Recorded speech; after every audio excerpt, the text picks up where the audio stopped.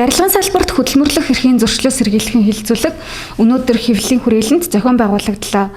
Тус хилцүүлгээр Монголын эмэгтэйчүүдийн хөдөлмөрийг дэмжих холбооноос хөдөлмөрлөх эрх барилгын салбарт сэдвт ажил олгогчдод зориулсан сургалт, барилгын салбарт асуудал гардаггүй цахим асуулга, барилгын салбарт хөдөлмөрлөх эрхийн зөрчил гарвал хаана хэн хандах хэрэгтэй вэ мэдээлэл өгөх нээлттэй цахим уулзалт хийлээ.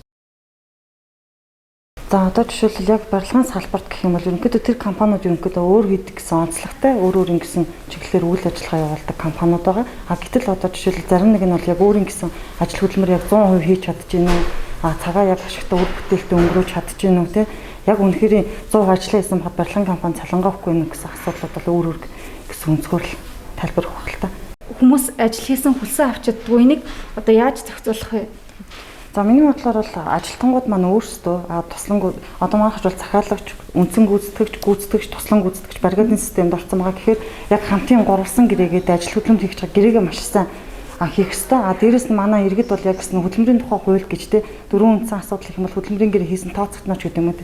Тэр хуулиа бас мэдгүйтэй бас айгүй холбоотой байгаа. Тэгэхээр бас манай иргэд маань өөрийн гэсэн хууль уншиж танилцаад тэр хүмүүстэй хуулийн өрөөнд явах юм бол цалин үсэг бол 100% авах боломжтой.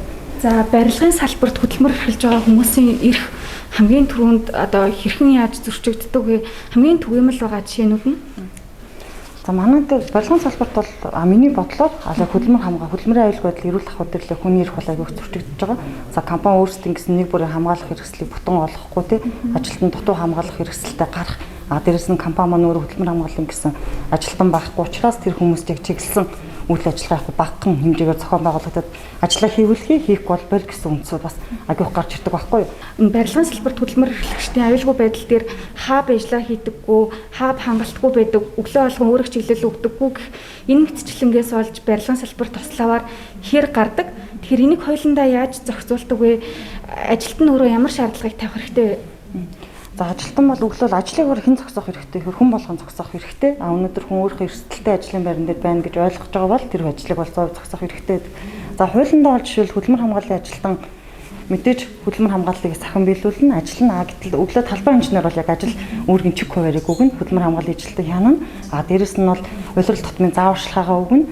Дээрэс нь одоо өдөр болгон өдөр ажиллаа хийж байгаа үедээ тавтан зааварчилгаагаа аваад ажлын байран дээр эрсдэлтэй гэж тооцоолж үзэж байгаа юм бол эрсдэлтэй ажлын байран дээр гарахгүй байх бүх хяналтыг илэрхийлэлтэй. За захимаар үг хэлэх дагалдан ажилтны цалин жижиг албан тушаалын үндсэн цалингийн 70% хүртэл хэмжээнд өгдөг үү гэж. 70% гэдэг бол хөдөлмөрийн тухай хуулийн жижигсэн найруулга дээр яг энэ дүнгээр байгаа юм. Барилгын салбарт хөдөлмөр эрхлэгчдийн эрхийг хамгаалах хилцүүлгийн одоо ямар онцлогтой зохион байгуулагдаж байгаа вэ?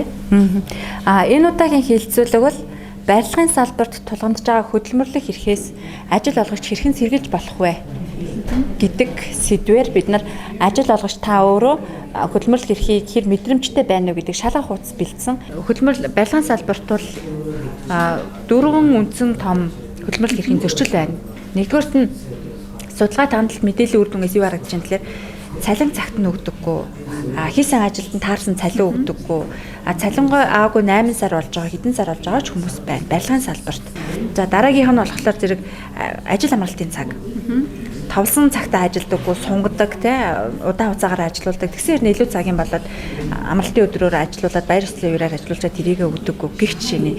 За дараагийн бас нэг том гарч ирсэн үзүүлэлт ажлын байрны дарамт янз бүрээр хилдэг, хил хамаар доромжилдаг. Энэ бол одоо төвчшгүй байдаг гэж те. Барилгын салбарт хөдөлмөр эрхлэгчдийн яг хэрхэн зөрчигдөж байгаа энэ кейс судалгаанууд Монголд хангалттай байд юм болов уу?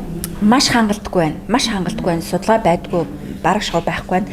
За дээрээс нь нэг юм ажиглагдсан нь 3600 гаруй хүмүүс бид нартай холбогдсон ямар нэгэн байдлаар чат бичсэн мэдээлэл сэтгэгдэл бичсэн. Энэ бол дандаа захимаар авсан үйл ажиллагаа та бүхэн одоо цар тахлын нөхцөл байдлаа үед ойлгож байгаа.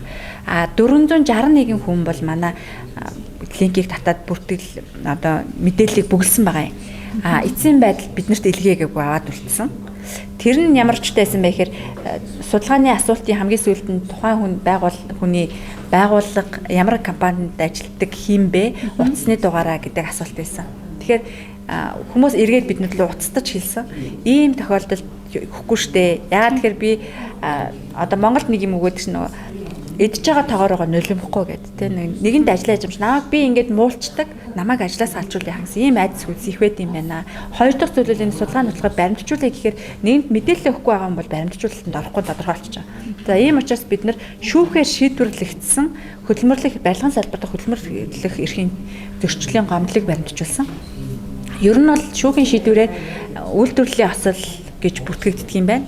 За тэр дотроо бүр нэг бүрчлэл нягтлж барилгын салбарыг үзвэл 2017-оос хойш 2020 он хүртэл шүүхийн шийдвэрүүд нь дунджаар 300 орчим шийдвэрүүд яг энэ бол үйлдвэрлэлийн осол байна гэж тогтоосон байд юм байна.